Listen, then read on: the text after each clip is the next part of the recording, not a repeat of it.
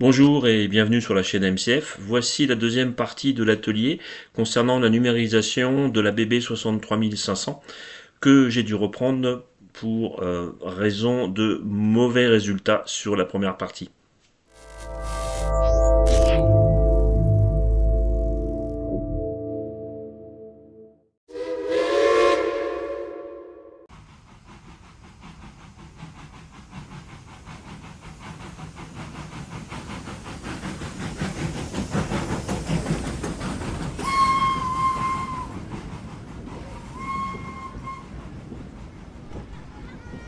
Bon, tout d'abord l'explication pourquoi cette deuxième partie arrive aussi tardivement, tout simplement, vous l'avez sûrement constaté, la météo était vraiment très clémente, même un peu trop. Il faisait trop chaud dans mon local train, tout simplement, et puis il y avait plein d'activités extérieures à faire. Là, j'ai profité de l'opportunité d'avoir enfin un petit peu de pluie pour pouvoir me remettre à bricoler.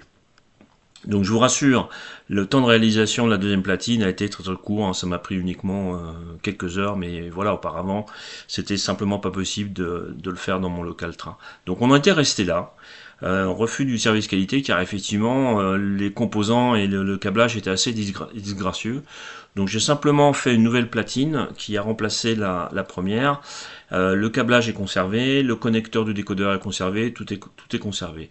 Donc la nouvelle technique, c'est de monter les composants non pas avec des trous traversants pour les souder à l'extérieur, mais de les monter comme des composants montés en surface en fait, en quelque sorte, sur les connecteurs. J'en profite pour montrer ici la LED CMS qui passe par les caches feu en fait, je sais pas comment les appeler exactement, qui supportaient des diffuseurs de lumière en premier lieu. Donc vous voyez le résultat final, c'est franchement beaucoup plus satisfaisant puisqu'on arrive quasiment à la même hauteur que la platine électronique d'origine qui supportait les diodes pour le sens de marche pour les lampes. Donc on cache ensuite avec du ruban adhésif, tout simplement noir, pour éviter qu'il y ait des reflets et puis qu'on voit malgré tout l'électronique derrière. Et simplement les deux LED en fait, enfin la LED de l'habitacle qui comporte deux fils que j'ai pas pu, comment dire, dissimuler de façon plus satisfaisante. Mais ma foi, je trouve que c'est quand même pas mal.